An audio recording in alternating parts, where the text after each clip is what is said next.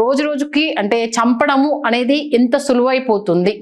అది పరువు హత్య కావచ్చు, భార్యాభర్తలకు సంబంధించి కావచ్చు, ఏంటిది వివాహేతర సంబంధాలకు సంబంధించి కావచ్చు, కారణం ఏదైనా సరే చంపడము అనేది చాలా చాలా ఈజీ అయిపోతుంది. ఎందుకంటే ఆ క్షణికావేశంలో పరుగు పోతుందన్న కోపము, దానికి సంబంధించి నలుగురికి ముఖం చూపించుకోలేము అన్న ఇది కావచ్చు, కారణాలు ఏవైనా సరే చంపడమే పరమావధి, దీనికి అదే సొల్యూషను అనేసి అంటూ చాలా ఆవేశానికి లోనవుతున్న సంఘటనలు మనం చూస్తున్నాం. ప్రజెంట్ ఒక్కొక్క ఇన్సిడెంట్ మర్చిపోకముందు ఇంకొక ఇన్సిడెంట్, ఒక్కొక్క ఇన్సిడెంట్ మర్చిపోకముందు ఇంకొక ఇన్సిడెంట్, రోజు అంటే ఒక వారంలో ఇలాంటి ఇన్సిడెంట్స్ ఒక 5-10 జరుగుతున్నాయంటే ఎక్కడ ఉన్నాము అన్న ఒక క్వశ్చన్ మార్క్ అయితే రేజ్ అవుతుంది. ఎందుకంటే ఫ్రిడ్జ్ లో దాచిపెట్టాడు వైజాగ్లో అన్న ఇన్సిడెంట్ అంటే హైదరాబాద్లో మన ప్రణయ్ అమ్మాయి మర్డర్ మర్చిపోకముందే అంటే ప్రేమించిన వాడే భర్తే అతి కిరాతకంగా ఒక అమ్మాయిని చంపడం, సీన్ కట్ చేస్తే వైజాగ్లో ప్రియురాల్ని అతి కిరాతకంగా చంపి ఫ్రిడ్జ్లో పెట్టడం. ఇప్పుడు చూస్తే భర్త భార్యను ఏంటిది లవర్తో లేచిపోయిందన్న విషయం తెలుసుకొని ఆమెను తీసుకొస్తున్న తరుణంలో కారులోనే ఆమె గొంతును కత్తితో పొడిచి ఆమెను చంపేయడం జరిగింది. ఈ ఘటన మెదక్ జహీరాబాద్లో జరిగింది. స్టోరీలోకి వెళ్తే మార్చి 27న తన భార్య కవిత కనిపించట్లేదు అంటూ భర్త సిద్ధారెడ్డి పోలీస్ స్టేషన్లో కంప్లైంట్ ఇవ్వడం జరిగింది. కంప్లైంట్ ఇచ్చిన నేపథ్యంలో పోలీసులు ట్రేస్ అవుట్ చేస్తే ఆమె పలానా ప్రాంతంలో ప్రియుడితో పాటు ఉంది అని తెలుసుకొని ఆవిడని తీసుకొచ్చారు, భర్తకి ఇన్ఫార్మ్ చేశారు.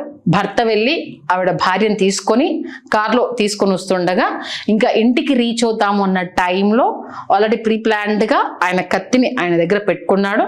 ఆ కత్తితో కవిత భార్య గొంతు మీద ఆయన అటాక్ చేశాడు. కారులో ఆ కవిత తరపు బంధువులు ఉన్నారు, అటు భర్త సిద్ధారెడ్డి ఉన్నాడు.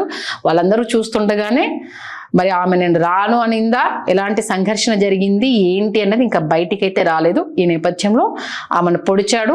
అదే టైంలో బంధువులు ఆమెను ఆసుపత్రికి తీసుకెళ్లేలోపు ఆమె చనిపోయింది అని డాక్టర్లు నిర్ధారించడం జరిగింది. అంటే 27న ఆమె ఇంట్లో నుంచి బయటికి వెళ్ళింది. భర్త సిద్ధారెడ్డి వెళ్ళి కంప్లైంట్ ఇచ్చాడు. కంప్లైంట్ ఇస్తే ఆవిడ తన ప్రియుడితో లేచిపోయింది అన్న కంక్లూజన్కి రావడంతో భర్త ఆవేశాన్ని తట్టుకోలేకపోయాడు. మీ ఆవిడని మేము తీసుకొచ్చాము, మీరు పోలీస్ స్టేషన్కి వస్తే మాట్లాడుకుందాము అని అంటే అక్కడ నుంచి తన భార్యను తీసుకొని కారులో ఇంటికి తీసుకొస్తుండగా ఈ ప్రమాదం జరిగింది. వివరాల్లోకి వెళ్తే ఏంటంటే కవితకు అలాగే పవన్కి ఎప్పుడు రిలేషన్ స్టార్ట్ అయ్యింది, ఇది ముందే భర్త సిద్ధారెడ్డికి తెలిసిందా, తెలిసి మనం ప్రశ్నించడంతోనే ఆమె ఇంట్లో నుంచి బయటికి వెళ్ళిందా ఏంటి అన్న వివరాలు అయితే ఇంకా తెలియాల్సి ఉంది. పోలీసులు ఆ కానూన్లో అయితే దర్యాప్తు చేస్తున్నారు. ప్రస్తుతం సిద్ధారెడ్డిని అయితే అదుపులోకి తీసుకోవడం జరిగింది. బంధువులంతా ఇప్పుడు అక్కడికి హాస్పిటల్ దగ్గరికి అయితే రావడం జరిగింది. పిల్లలు ఎంతమంది, ఎన్ని సంవత్సరాలు అవుతుంది వీరి వైవాహిక జీవితం ప్రారంభమయ్యి అన్నదైతే ఇంకా తెలియదు. బట్ కంప్లైంట్ ఇచ్చిన వెంటనే ఆమె ఫోన్ నెంబర్ ఆధారంగా అయితే పోలీసులు ట్రేస్ చేశారు. ట్రేస్ చేస్తే కవిత ప్రియుడు పవన్తో ఉన్నట్టుగా అయితే తెలుసుకోవడం జరిగింది. మొత్తానికైతే అతను ముందుగానే తన భార్య దొరికింది అని తెలిసిన వెంటనే అతను ముందుగానే ప్రీ ప్లాన్గా తను చంపాలని ఫిక్స్ అయిపోయాడు. అదే కారులో మరి ఎందుకు వెళ్ళిపోయావు ఏంటి అన్న డిస్కషన్ అయ్యిందా, ఆమె చెప్పిన సమాధానాలు అతనికి నచ్చలేదా, లేకపోతే రేపు నలుగురు ముందు నా పరువు పోయింది, నా ముఖం చూపించుకోలేననుకున్నాడా, ఖచ్చితంగా తిన్ను చంపితే తప్పితే నేను అనేవాడిని సమాజంలో తిరగలేననుకున్నాడా, ఏమనుకున్నాడో తెలియదు. అదే కారులో డిస్కషన్ నడుస్తుండగానే ఆమె గొంతు పైన కత్తితో దాడి చేశాడు. ఆమెను హాస్పిటల్కి తీసుకెళ్ళినా కూడా ప్రయోజనం లేకుండా పోయింది. కారులో ఉన్న బంధువులు ఆయన ఎంత ఆపే ప్రయత్నం చేసినా ఆయన ఆగకుండా ఆమె పైన దాడి చేసినట్టుగా అయితే తెలుస్తుంది. ఆమె ప్రస్తుతం ఆమెను హాస్పిటల్కి తీసుకెళ్లేపు ఆమె ప్రాణం పోయిందైతే డాక్టర్లు క్లియర్గా చెప్పడం జరిగింది. ఈ నేపథ్యంలో పోలీసులు కేసు నమోదు చేసుకుని సిద్ధారెడ్డిని అయితే అదుపులోకి తీసుకోవడం జరిగింది. అసలు ఎవరు ఈ పవను, ఎప్పటి నుంచి కవితకు పవన్కి మధ్య రిలేషన్ ఉంది, రిలేషన్ గురించి ముందే భర్తకు తెలిసిందా, లేదు ఆమె నిజంగానే కనిపించట్లేదన్న కోణంలోనే కంప్లైంట్ ఇచ్చాడా ఏంటి అన్న అంశానికి సంబంధించి అయితే ఇప్పుడు వివరాలు అయితే తెలియరావాల్సింది. ఎందుకంటే సిద్ధారెడ్డి ఏం చేస్తాడు, అలాగే కవితకు పవన్కి ఎప్పటి నుంచి రిలేషన్ ఉంది, మరి తెలిసి అంటే ముందు నుంచి రిలేషన్ ఉండి సిద్ధారెడ్డితో బలవంతంగా పెళ్లి చేశారా, పెళ్ళై ఎన్ని సంవత్సరాలు అవుతుంది ఏంటి అన్న వివరాలు అయితే ప్రస్తుతం అయితే తెలియాల్సింది. పవన్ రెడ్డిని అయితే పోలీసులు తమ అదుపులోనే పెట్టుకోవడం జరిగింది. కారులో నందికంది దగ్గరికి రాగానే ఆమె పైన భర్త అయితే అటాక్ చేశాడు. డైరెక్ట్ ఆమె గొంతులో కత్తితో పొడిచాడు అన్నది ప్రస్తుతానికి అక్కడ ఉన్న బంధువులు చెప్పిన విషయము. ఆమెను హాస్పిటల్కి తరలించేలోపు అప్పటికే ఆమె చనిపోయింది. అందుకే చెప్తున్నా, అంటే తప్పు ఏదైనా సరే శిక్ష అనేది ఇప్పుడు ఇద్దరికి పడినట్టు. ఆమెను చంపేశావు, ఆమె వెళ్ళిపోయింది, ఇప్పుడు నువ్వు జైలు పాలయ్యావు. ఇన్ కేసు మీ ఇద్దరికి కనుక పిల్లలు ఉంటే వాళ్ళ పరిస్థితి ఏంటి? నువ్వు పరువు పోతుంది అనేసి అని ఆలోచించవు తప్పితే రేపు నిన్ను నమ్ముకున్న నీ పిల్లలు రోడ్డు మీద పడుతున్నారు అన్నది ఆమె చేసిన తప్పే కాదని అనట్లేదు. అది కూర్చొని చెప్పాల్సిందా, లేకపోతే పోయినామని వదిలేసి ఆమె అక్కడే ఉంటానంటే వదిలేసుకుని వచ్చినా సరే ఇప్పుడు సమాజంలో ఒకరింట్లో ఏం జరుగుతుంది అని తెలుసుకునే సిచ్యువేషన్ ప్రస్తుతం సమాజం లేదు. ప్రతి ఒక్క ఏంటిది భర్త కావచ్చు, భార్య కావచ్చు ఆలోచించాల్సిన విషయం ఏంటంటే నచ్చలేదు అని అన్నప్పుడు వదిలేసేయండి, నచ్చ చెప్పండి. రాము అన్నారనుకో, ప్రతిసారి తీసుకొచ్చిన ప్రతిసారి ఆడే కావచ్చు మొగే కావచ్చు వెళ్ళిపోతాము అని అంటే తప్పుదారిలో ఉండే వాళ్ళను వాళ్ళు రియలైజ్ అయ్యి మీ దగ్గరకు వస్తే మీరు మార్చుకోగలుగుతారు తప్పితే వాళ్ళు ఏమాత్రం చేసింది తప్పు కాదు అది నాకు నచ్చింది అని వెళ్ళినప్పుడు మీరు ఎన్నిసార్లు తీసుకొచ్చినా వాళ్ళు ఉండరు. దానికి మీరు వాళ్ళకు శిక్ష చేశానని మీరు అనుకుంటున్నారు, వాళ్ళతో పాటు మీరు శిక్ష అనుభవిస్తున్నారన్న విషయాన్ని మర్చిపోతున్నారు. ప్రతిసారి దానికి సంబంధించి పర్యావసనాలు ఎలా ఉంటాయి, సమాజం ఎలా రిసీవ్ చేసుకుంటుంది అనేది మీరు చూస్తూనే ఉన్నారు. ఎవరో వాళ్ళ ముందు మనకు పరువు పోతుంది అనేసి అని చూసుకుంటూ 1-2 రోజులు మాట్లాడుకుంటారేమో అంతే. వాడి పిల్లలు లేచిపోయిందంట్రా, దాని మొగుడు వెళ్ళిపోయాడంట్రా అనేసి అని 1-2 రోజులు లేకపోతే ఒక 6 నెలలు మాట్లాడుకుంటారేమో. ఆ తర్వాత చిన్న గీత ముందు మళ్ళీ పెద్ద గీత వస్తుంది, వేరేదో సమస్య వస్తుంది, పక్కదారి పడుతుంది, మళ్ళీ నువ్వు కనిపించినప్పుడు కనిపిస్తారేమో. ఏముంది నీవు చేయని తప్పుకు నేను అన్నంత మాత్రం నువ్వు బాధపడాల్సిన అవసరం లేదు. సమాజం తీరంతా నువ్వు వదిలేసుకొని పోతే అయిపోతుంది. దానికి నువ్వు మర్డర్ చేసి ఇప్పుడు జైలుకి వెళ్ళి కూర్చొని నువ్వు శిక్ష అనుభవించేసి తర్వాత నిన్ను బాధ పెట్టుకుని నీ కుటుంబాన్ని నిన్ను నమ్ముకున్న నీ ఇప్పుడు ఒకవేళ సిద్ధారెడ్డి ఆయన కుటుంబాన్ని పోషించాల్సిన సిచ్యువేషన్ ఉందనుకో, ఈమె చేసిన తప్పుకు తన కుటుంబాన్ని కూడా రోడ్డు మీద పడేసినట్టే కదా. తప్పు చేసిన వాళ్ళ మానవులు వదిలేసేయండి, లేదంటారా లీగల్గా ఎలా ఫైట్ చేయాలో అలా ఫైట్ చేయండి. కానీ ఇలా చంపేసి ఆ తర్వాత ఎదురయ్యే పర్యావసనాలకు సంబంధించి కొంచెం కూడా ఆలోచించకుండా, ఎందుకంటే ఖచ్చితంగా అది క్షణికావేశమా లేకపోతే ఆయన ప్రీ ప్లాన్డ్గానే ఇది ఉండొద్దు దీన్ని చంపేయాలని అనుకున్నారా, అది ఇంకా విచారణలో అది తెలియాల్సిన విషయం. ప్రస్తుతానికైతే పోలీసులు కేసు నమోదు చేసుకుని అయితే దర్యాప్తు చేస్తున్నారు. ప్రస్తుతం ఇది మెదక్ జిల్లా జహీరాబాద్లో జరిగిన దారుణం ఇది. అంటే 27న తన భార్య కనిపించట్లేదు అనేసి ఆయన కంప్లైంట్ ఇచ్చాడు అని అంటే మేబీ ఆయనకు ఆ విషయం తెలుసుందా లేదు, దీన్ని ఖచ్చితంగా పట్టుకోవాలన్న కారణంతో పోలీసులకు కంప్లైంట్ ఇస్తేనే ఈమె విషయం అంతా బయటకు వస్తుంది అనేసి అని అనుకున్నారా, పగడ్బందీగానే కంప్లైంట్ ఇస్తేనే దీనికి సంబంధించి ఏదో ఒకటి తెర మీదకి వస్తుంది అని అనుకున్నారా, గతంలో ఏమైనా పంచాయతీలు జరిగాయి అయినా కూడా భార్య మారలేదా, వీటన్నింటికి సంబంధించి ఇప్పుడు కుటుంబ సభ్యులను అయితే విచారించే ప్రయత్నం చేస్తున్నారు. కుటుంబ సభ్యులు ఒక్కొక్కరిగా అయితే అక్కడికి చేరుకుంటున్నారు.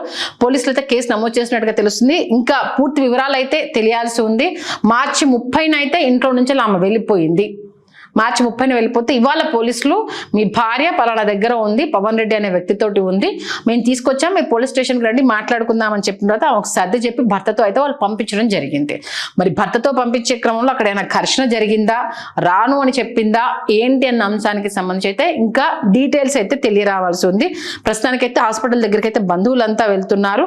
ఎంతమంది పిల్లలు ఉన్నారు ఏంటి, కుటుంబ నేపథ్యం ఏంటి, మరి పవన్కి అలాగే పవన్ రెడ్డికి కవితకు ఎప్పటి నుంచి పరిచయం ఏర్పడింది అన్న విషయానికైతే తెలీదు. ప్రియుడితో వెళ్ళిపోయిన భార్యను ఆయన తీసుకొని వస్తుండగా, కాకపోతే ఎవరు ఎక్స్పెక్ట్ చేయరు తీసుకొని, అంటే ఆయన వెళ్ళి తీసుకొని రావడానికి ప్రిపేర్ అయి ఉన్నప్పుడు చంపుతాడు అన్న ఆలోచన అయితే ఎవరికి ఉండదు. బట్ ఆయన ముందుగానే ప్రిపేర్ అయినట్టుగా ఉన్నాడు. డైరెక్ట్ ఆమె గొంతు పైన అటాక్ చేశాడు. చుట్టూ ఉన్న వాళ్ళు వారించే ప్రయత్నం చేసినా ఆగలేదు అన్నట్టు మాత్రం తెలుస్తుంది. ఇమీడియట్గా అయితే దగ్గరలో ఉన్న హాస్పిటల్కి తరలించారు. బట్ అప్పటికే ఆవిడ ప్రాణం పోయినట్టుగా తెలుస్తుంది. మరి ఎన్ని కత్తిపోట్లు దిగాయి, ఏ టైంలో జరిగిందన్న అంశానికైతే డీటెయిల్స్ అయితే తెలియాల్సి ఉంది. ప్రస్తుతానికి దీనికి సంబంధించి మరి వీళ్ళిద్దరు రిలేషను అంటే ఈ మధ్యకాలంలో ఇన్స్టాగ్రామ్లో పరిచయమైన వ్యక్తికి సంబంధించి ప్రేమించాడు, ఇప్పుడు పెళ్లి చేసుకుంటే కట్నం అడుగుతున్నాడు అని చెప్పేసి నిన్నగాక మొన్న అమ్మాయి ఎలుకల మందు తాగి చనిపోయిన విషయం మనం చూసాము. ఫేస్బుక్లో పరిచయమైన వ్యక్తి కోసము దేశాలు దాటి వెళ్ళిపోయిన సందర్భాలు మనం చూసాము. కాకపోతే ఏంటంటే కుటుంబాలు ఉన్నాయి, మీరు చేసే మిస్టేక్ల వల్ల కుటుంబాలు రోడ్డున పడతాయి.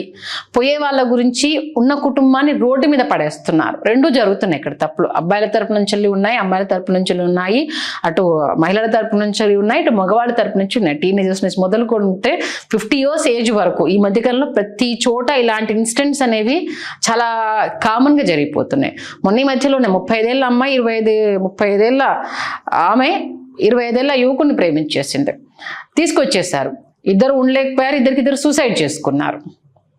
అంటే ఈ అసలు ఎట్లా మనం రిసీవ్ చేసుకోవాలి అంటే ఒక ఏజ్లో తీరని కోరికలను ఇప్పుడు తీర్చుకోవడానికి మార్గం సుగమమైపోయేసరికి ఎవరు పట్టించుకోలేరని అనుకుంటున్నారా?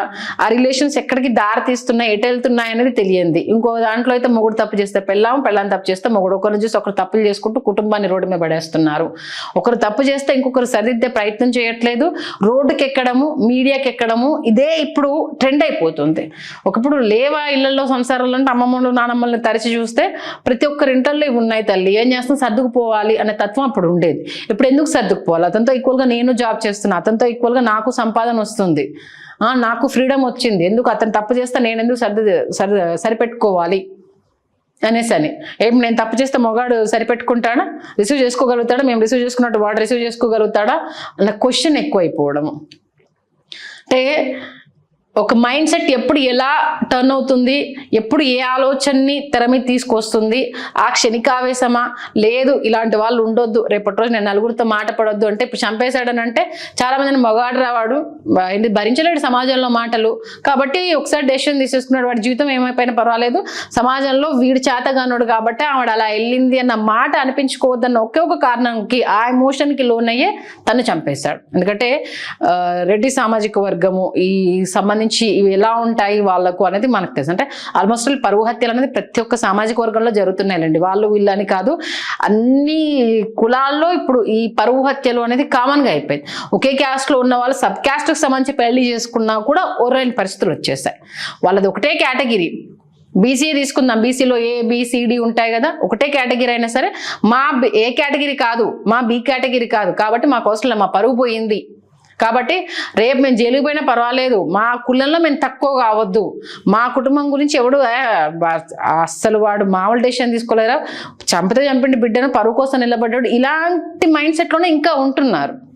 పోయే వాళ్ళని పోనివ్వండి, మిమ్మల్ని నమ్ముకొని మీ కుటుంబం అమ్మ నాన్న ఉండొచ్చు, లేకపోతే ఇప్పుడు ఆమె వెళ్ళిపోయింది, పిల్లల్ని వదిలేసి వెళ్ళిపోయింది, అలాంటి దానికోసమా నువ్వు ఇప్పుడు రోడ్డు మీద పడుతున్నావు? నేను వద్దనుకొని వెళ్ళిపోయిన వాడి కోసమా నువ్వు రోడ్డు మీద పడుతున్నావు? ఎవరికైనా సరే బోత్ సైడ్స్ చెప్తున్నాను, అటు మొగుడు వెళ్ళిపోయినా ఇటు పిల్లం వెళ్ళిపోయినా ఇద్దరికి కలిపే చెప్తున్నాను. ఇప్పుడు అలాంటి 2 చోట్ల జరుగుతున్నాయి. ఒకరు తప్పు చేస్తే అతన్ని చూసి ఈమె తప్పు చేయడం, ఈమె తప్పు చేసి ఈమెను చూసి ఆయన తప్పు చేయడం, అంతే తప్పితే కుటుంబాన్ని ఒక గాడిలోకి తెచ్చుకుందాము, చేసిన దాని నుంచి గుణపాఠాలు నేర్చుకుందాము, ఎక్కడ తప్పు జరుగుతుంది సరిదిద్దుకుందాము. అంటే మ్యారేజెస్ అయిపోయాయి, అవునన్నా కాదని అన్నీ తెలుసుకొని అడిగేసినప్పుడు ఇంకా అట్రాక్షన్ అనేది ఉంది అనుకుంటే అది పొరపాటు అవుతుంది. ఎందుకంటే ఇలాంటివి అనుకుంటే మీ పిల్లలు కనకుండా చూసుకోండి, మీ వల్ల వాళ్ళు కదా రోడ్డు మీద పడుతుంది, మీ వల్ల వాళ్ళు కదా సఫర్ అవుతుంది. ఇలాంటిది ఉన్నప్పుడు వాడు జోటికి వెళ్ళే వాళ్ళ ప్రస్తావనే తీసుకురాకండి మీ మధ్యలోకి. మీరు పిల్లల్ని మీ మానాన్న పిల్లల్ని అనేస్తారు, ఇప్పుడు నువ్వు వెళ్ళిపోయావు నీ మానాన్న, నువ్వు ఇప్పుడు అతను తీసుకొచ్చేసాడు, అతను కోపం వచ్చి నిన్ను చంపేశాడు, ఇప్పుడు అతను జైలుకి వెళ్ళిపోతాడు, మీ అమ్మ నాన్న మిమ్మల్ని పోషించే స్థితిలో లేరు అనుకుందాము. ఇప్పుడు ఆ పిల్లల పరిస్థితి ఏంటి? అనాథల్లాగా ఎవరు ఏం పెడతారంటూ వాళ్ళ పంచను చూస్తూ ఉండాలా? ఇప్పుడు వాడు నిన్ను చూసి వాడు సమాజంలో ఏం నేర్చుకుంటాడు? నా తల్లి ఇట్లా, నా తండ్రి ఇట్లా చేశాడు అందుకే ఇదేనంటే వాడి జీవితాంతం ఆ బరువును మోయాల్సిందే కదా పిల్లాడైతే. ఎందుకు ఆ పిల్లల గురించి ఆలోచించలేకపోతున్నారు? చంపడం ఒకటే సొల్యూషన్ కాదు, దానికి సంబంధించి పెద్దల్లో పెట్టండి. అమ్మాయి రాను అని అంటే వదిలేసేయండి, దానికి సంబంధించి డివోర్స్కి అప్లై చేయండి, పిల్లల భవిష్యత్తు ఏంటో ఆలోచించండి. చంపడము, మొగుడిని కావచ్చు పెళ్ళాన్ని కావచ్చు, చంపడము అనేది సమాధానం కాదు.